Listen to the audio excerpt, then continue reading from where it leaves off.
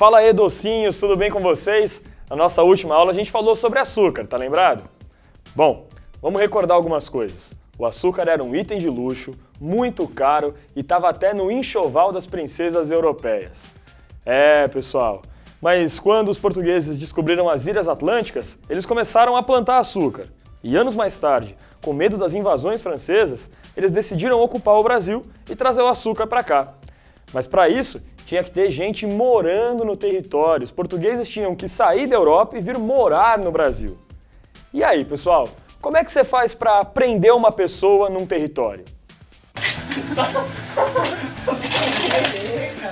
fazendo propósito? Cara, não precisa usar silver tape para prender um maluco na terra não, velho. Não precisa disso não. Pessoal, guarda aí essa frase no seu coração, na sua mente, na sua memória. A agricultura é o que fixa o homem na terra. Porque, ó, pessoal, pensa comigo. Na época do pau-brasil, os caras lá de Portugal tinham que vir pro Brasil para morar aqui? Não, claro que não. Era só mandar o índio ir lá pra mata, para ele cortar o pau-brasil, levar tudo pro litoral, embarcar no navio português e os portugueses iam embora. Mas com a agricultura o negócio é diferente. Porque com a cana-de-açúcar, pessoal, você precisa ter gente o tempo inteiro tomando conta da terra. Você precisa ter gente morando na fazenda. A cana-de-açúcar fixou o homem na terra. Então guarda essa frase, hein? A cana-de-açúcar foi a solução para a ocupação das terras do Brasil. O Brasil tinha terras férteis para o plantio de cana-de-açúcar, sobretudo na região nordeste, onde predominava o solo do tipo massapé. Era um solo escuro, composto de muita argila e extremamente fértil. A cana se adaptou bem a esse tipo de terra, e as duas principais regiões produtoras de cana no período colonial foram Bahia e Pernambuco. Mas além de terra fértil, você precisa de outra coisa para produzir cana-de-açúcar. Sabe o que é? Você precisa de máquinas, rapaz. Produzir açúcar não é moleza não. Pessoal, a cana, depois de plantada, é colhida e você precisa colocá-la numa máquina, chamada moenda. A moenda é que vai moer a cana para extrair o caldo. E existem dois tipos de engenho aqui no Brasil colonial. O engenho real e o trapiche. O engenho real usa a água como força motriz para poder movimentar a moenda. Já o trapiche utiliza a força animal para fazer a moenda girar e a cana ser moída.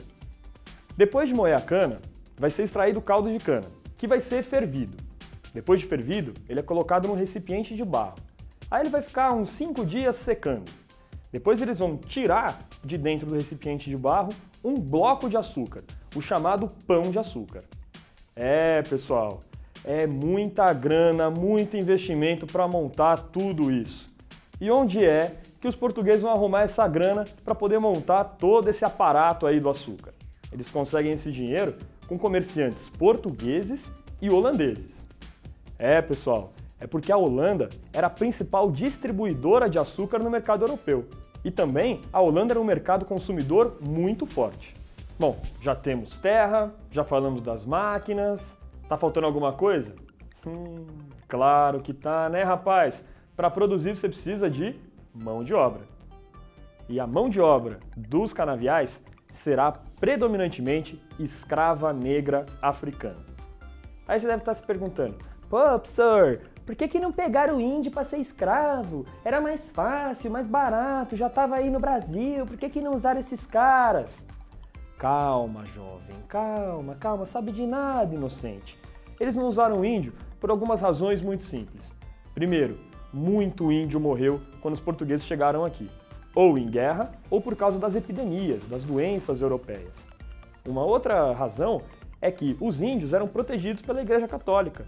Os jesuítas não deixavam que os portugueses escravizassem o indígena. E aí, eles optaram pelo africano. E pessoal, tem uma coisa muito importante, hein? A Igreja Católica não só apoiava a escravidão dos negros africanos, como também essa escravidão gerava muito lucro para o comércio português. É que a coroa cobrava imposto dos comerciantes de escravos. Se liga! O comércio de escravos se tornou uma fonte de renda muito importante para o reino português. Comprados na África, homens e mulheres negros eram vendidos a um preço caríssimo.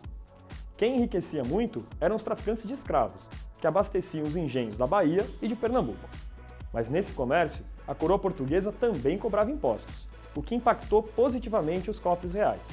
Sendo assim, é óbvio que o monarca português preferia lucrar com o negro a deixar de lucrar com a mão de obra indígena.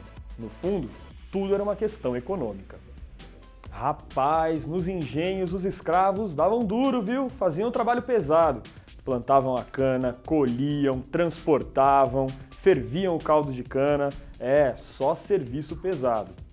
Pessoal, era muito complicado. Os escravos, eles eram tão importantes no engenho que um padre chegou até a dizer a seguinte frase: os escravos são os pés e as mãos do Senhor. Mas no engenho não tinha só escravo não, viu? Tinha também trabalhadores brancos assalariados. Pessoal, é que o engenho é uma coisa complexa, exige especialização do trabalho. E esses assalariados tinham funções importantes dentro do engenho. A gente pode destacar algumas, como o feitor, que era o cara que supervisionava o trabalho do escravo.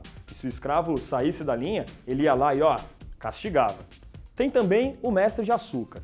Esse cara era muito importante, dizem até que era o mais bem remunerado do engenho, porque ele é responsável por todas as etapas de produção do açúcar. Ele vai experimentar o açúcar em todo o processo, para ver se está tudo sendo feito, se as impurezas estão sendo retiradas, se o gosto está bom. Ele era tipo um chefe de cozinha. Isso aqui não é ruim, não. É horrível. Pessoal, além desses, ainda tinha outros também que trabalhavam no engenho. Os barqueiros, que construíam barcos para o transporte do açúcar. Tinha também o carpinteiro, que ia fazer as ferramentas, fabricar os móveis, e também a figura do lavrador. Esse cara é importante, pessoal. O lavrador, ele tem terra, ele também planta cana, mas ele não é dono do engenho.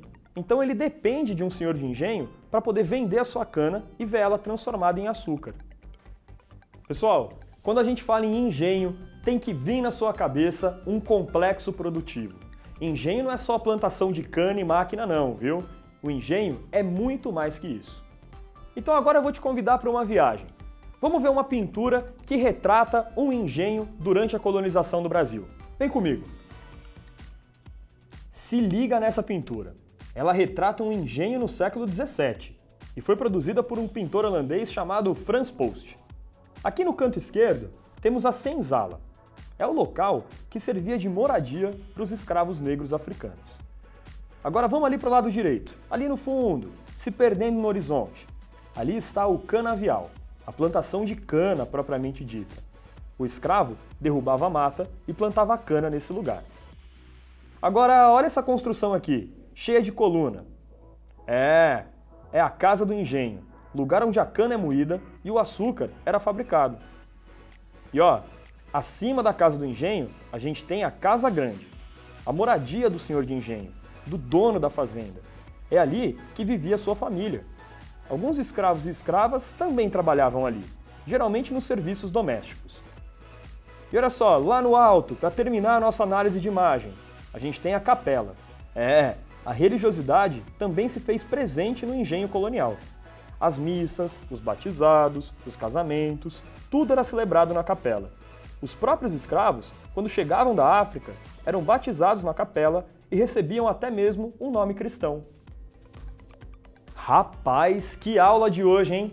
A gente falou de novo sobre açúcar, a gente viu um pouco sobre escravidão, vimos a vida dentro de um engenho, conhecemos um engenho por dentro. Hoje a gente falou de um monte de tema, hein? Mas pessoal, na próxima aula a gente continua falando desse tema, falando de açúcar.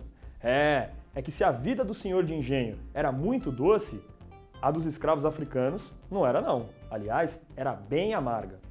Mas antes de eu ir embora, eu quero fazer um pedido para você. Gostou do vídeo? Curte, compartilha, dá uma comentada aí, porque aí a gente vai produzir cada vez mais. Valeu? Fui!